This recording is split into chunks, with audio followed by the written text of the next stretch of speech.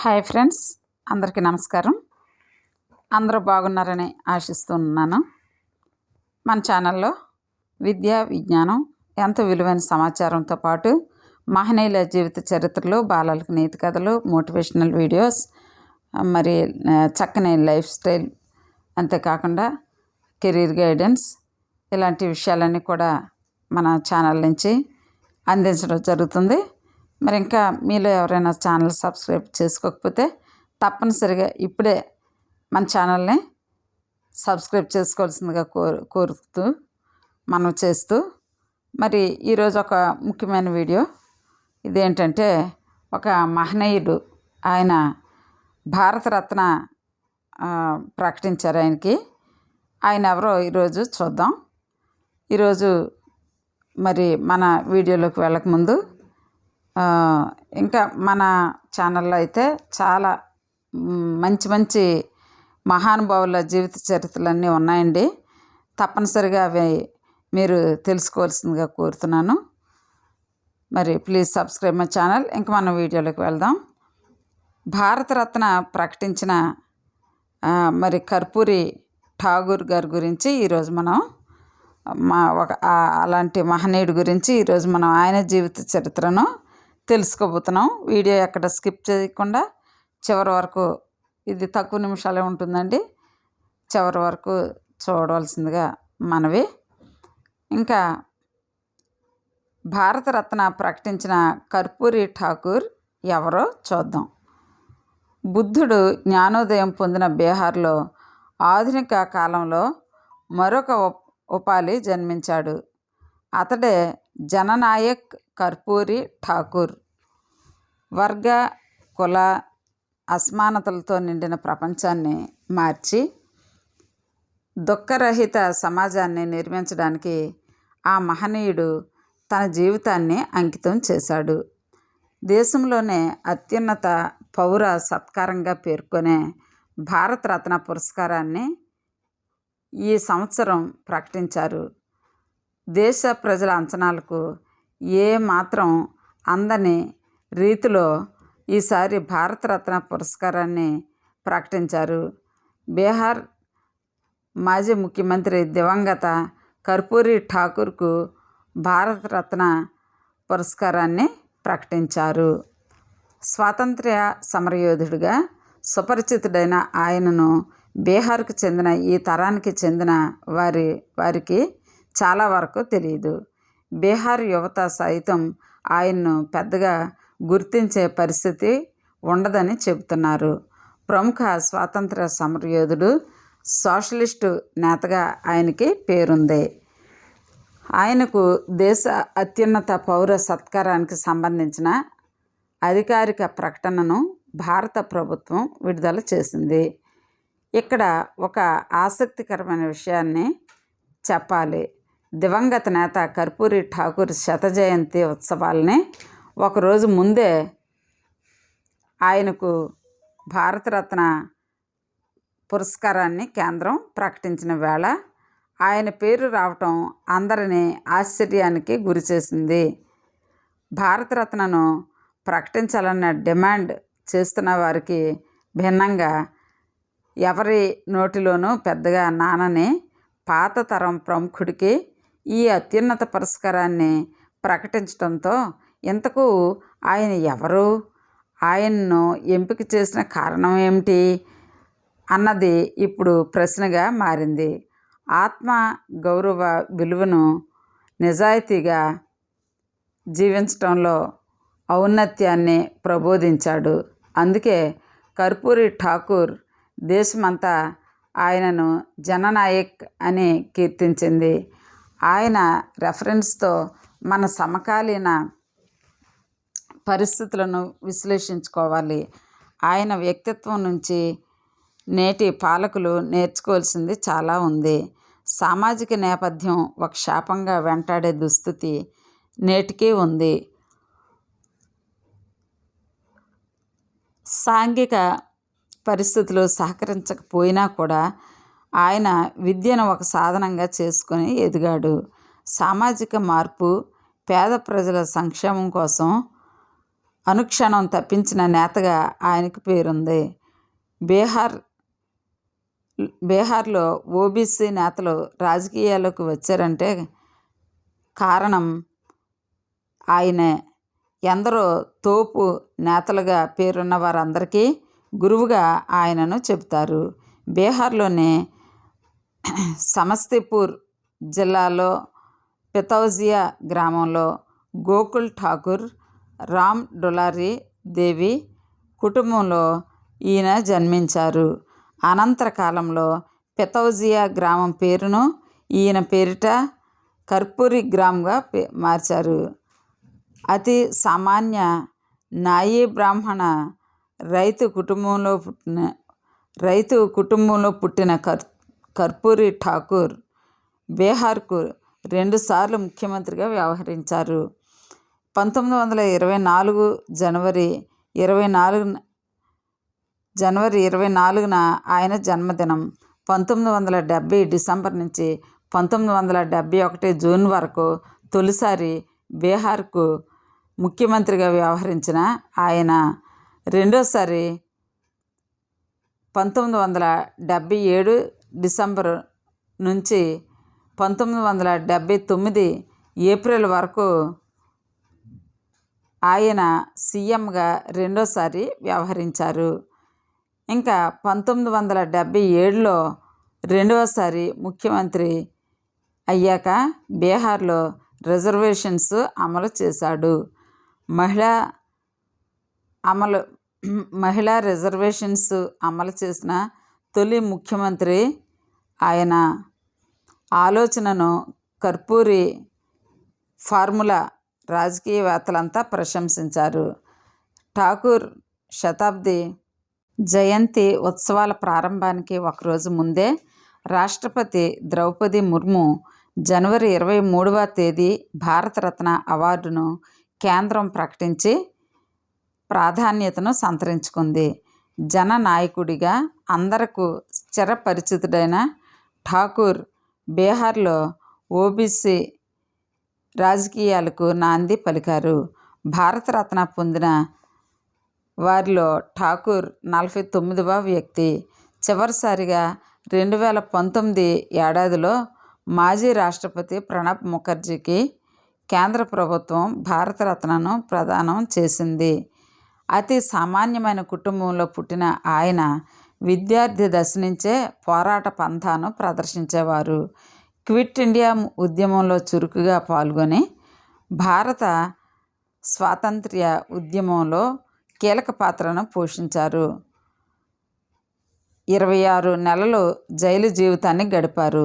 దేశానికి స్వాతంత్ర్యం వచ్చిన తరువాత తన గ్రామంలో టీచర్గా సేవలు అందించి అందరిలో చైతన్యం నింపే ప్రయత్నం చేసేవారు. బీహార్ అసెంబ్లీ ఎన్నికల్లో తేజ్పూర్ నియోజకవర్గం నుంచి సోషలిస్టు పార్టీ అభ్యర్థిగా పోటీ చేయటమే కాదు, భారీ మెజార్టీతో గెలిచి విధానసభలో తొలిసారి అడుగుపెట్టారు. బీహార్ ముఖ్యమంత్రి పీఠంపై కూర్చున్న తొలి కాంగ్రెసేతర సోషలిస్టు నేతగా చరిత్ర సృష్టించారు. బీహార్కు ఆయన 2 సార్లు సీఎంగా సేవలందించారు. తొలిసారిగా సీఎంగా 1970 డిసెంబర్ నుంచి 1971 జూన్ వరకు పనిచేశారు. 1977 డిసెంబర్ నుంచి 1979 ఏప్రిల్ వరకు రెండోసారి ముఖ్యమంత్రిగా ఉన్నారు. గతంలో డిప్యూటీ సీఎంగాను చేశారు. ప్రజాస్వామ్యం, సామాజిక న్యాయానికి ప్రతిరూపం ఠాకూర్. అణగారిన వర్గాల తరపున పోరాడి వారిలో మార్పు రావడానికి ఎంతో కృషి చేశారు. రాజ్యాంగ స్ఫూర్తిని జీవన విధానంగా మార్చుకున్న మహానుభావుడు. ఈ పురస్కారం ఆయన చేసిన కృషికి మాత్రమే కాదు, భావి తరాలకు స్ఫూర్తిగా, గొప్ప ప్రేరణగా నిలుస్తుంది అని కేంద్ర ప్రభుత్వం ఒక ప్రకటనలో పేర్కొంది. 1960లో PNT ఉద్యోగుల కోసం పోరాడి జైలుకెళ్ళగా 1970లో టెల్కో కార్మికుల సమస్యల పరిష్కారం కోసం 28 రోజుల పాటు ఆమరణ నిరాహార దీక్ష చేసిన వైనం ఆయన సొంతం. తాను నమ్మిన సిద్ధాంతాల కోసం దేనికైనా సిద్ధమన్నట్లుగా వ్యవహరించే ఆయన బీహార్కు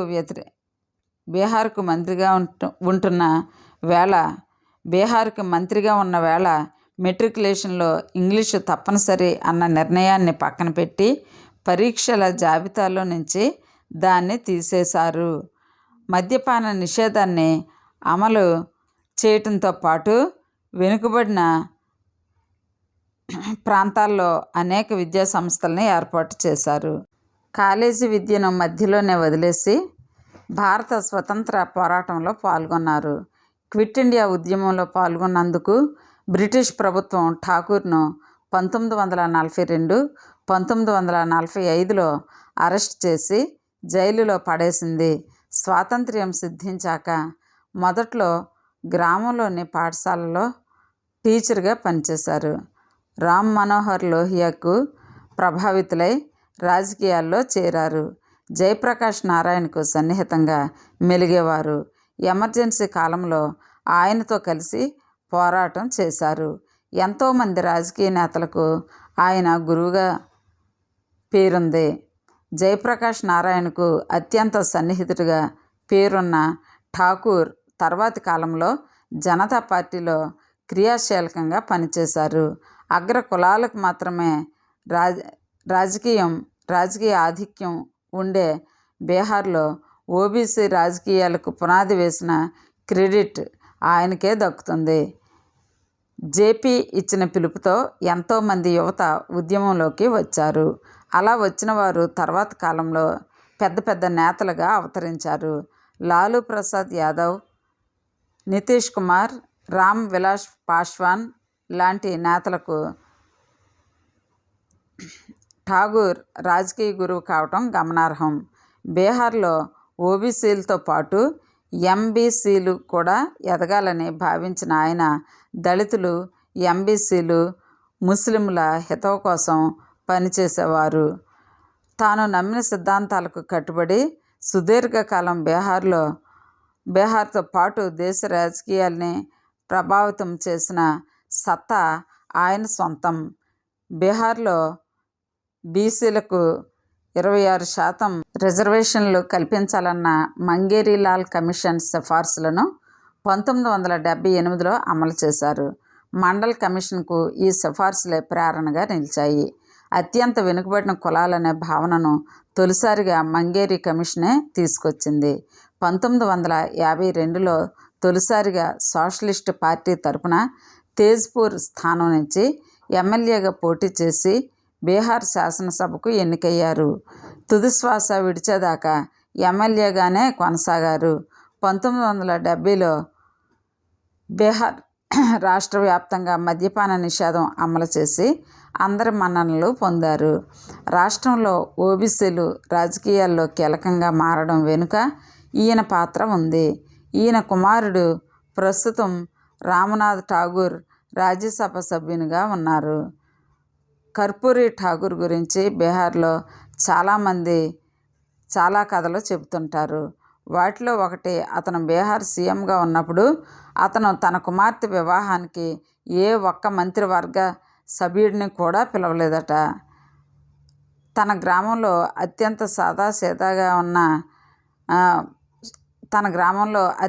సాదాసీదాగా తన కుమార్తె వివాహం చేశాడు. ఆ రోజు ప్రభుత్వ ప్రధాన కార్యదర్శి అనుమతి లేకుండా దర్పంగా సమీప ప్రాంతాలలోని ఏ విమానాశ్రయంలోనూ రాష్ట్ర ప్రభుత్వ విమానాలు దిగరాదని ఆయన ఆదేశాలు జారీ చేశారు. ఆఖరి క్షణంలో పెళ్లి విషయం తెలిసి మంత్రులు అక్కడికి చేరుకోలేరేమోనని భయపడి అలా ఆర్డర్ ఇచ్చాడు. ఆ సమయంలో ముఖ్యమంత్రిగా ఉన్న కర్పూరి ఠాగూర్ తన కుమార్తె వివాహం దేవఘర్ ఆలయంలో జరగాలని భావించాడు. అయితే కర్పూరి భార్య పట్టుబట్టడంతో గ్రామంలో వివాహం జరిగింది. సాధారణంగా ముఖ్యమంత్రి కుమార్తె వివాహం అంటే ఆ సందడి గురించి ప్రత్యేకించి చెప్పక్కర్లేదు. కానీ 2 సార్లు ముఖ్యమంత్రి అయినా కూడా ఒక సాధారణ వివాహం జరిపించారు. ఇది ఠాగూర్ గురించి ఒక చిన్న కథ మాత్రమే. ఇలాంటివి కథలు ఎన్నో ఉన్నాయి. ఎందరికో ఆయన ఆదర్శప్రాయులుగా నిలిచారు. కర్పూరి ఠాగూర్ను జననాయక్ అని పిలుచుకోవడానికి ప్రజలతో ఆయనకుండే సన్నిహిత సంబంధాలే కారణం. సామాన్యులతో సామాన్యుడిగా ఉండే జీవితం ఆయనది. ఆయన్ని కలవడానికి ప్రజలు తన ఇంటికి వస్తూనే ఉండేవాళ్ళు. పోలీసుల కాపలా, పర్సనల్ సెక్రటరీల ప్రమేయం ఉండేది కాదు. రాత్రులు ఆయన కోసం ఎదురు చూస్తూ ఆయన ఇంట్లోనే వండుకొని తిని, ఆయన పడుకునే గదిలోనే మంచం మీదే సామాన్య ప్రజలు నిద్రపోయేవాళ్ళు. మీటింగ్లు అటెండ్ చేసి ఇంటికొచ్చి ఆయన తన గదిలో మంచం మీద పడుకున్న వాళ్ళని లేపకుండా వేరే గదిలో పడుకునేవారు. ఈ విషయం కళ్ళారా చూసిన యశ్వంత్ సిన్హా కర్పూరి నిరాడంబర జీవితాన్ని పొగిడాడు. కర్పూరి ఠాకూర్ ముఖ్యమంత్రిగా ఉన్న రోజుల్లో యశ్వంత్ సిన్హా ప్రిన్సిపల్ సెక్రటరీగా పనిచేశాడు. ముఖ్యమైన ఫైళ్ళ మీద సంతకాలు పెట్టించుకోవడానికి సామాన్య ప్రజలను దాటి వెళ్ళడం ఆయనకు చాలా కష్టంగా ఉండేదని కర్పూరిని రహస్య ప్రాంతంలో ఉంచి ఫైళ్ళ మీద సంతకాలు పెట్టించుకునే ప్రయత్నం చేసినా అక్కడికి కూడా ప్రజలు తెలుసుకొని వచ్చేవాళ్ళని యశ్వంత్ సిన్హా ఒక వ్యాసంలో రాశారు. ఆ తర్వాత యశ్వంత్ సిన్హా రాజకీయాల్లోకి రావడానికి కర్పూరి ఠాకూర్ ప్రేరణ కారణమని కూడా ఆయన రాశారు. ఆసక్తికరమైన అంశం ఏమిటంటే ఆయన రాజకీయ సిద్ధాంతాలు తొలుత గాంధీ ఆలోచనల్ని ప్రభావితం చేయగా తర్వాతి కాలంలో ఆయనతోనే సైద్ధాంతికంగా విభేదించారు. రామ్ మనోహర్ లోహియా స్థాపించిన సంయుక్త సోషలిస్టు పార్టీకి అధ్యక్షుడిగా సుదీర్ఘకాలం పనిచేశారు.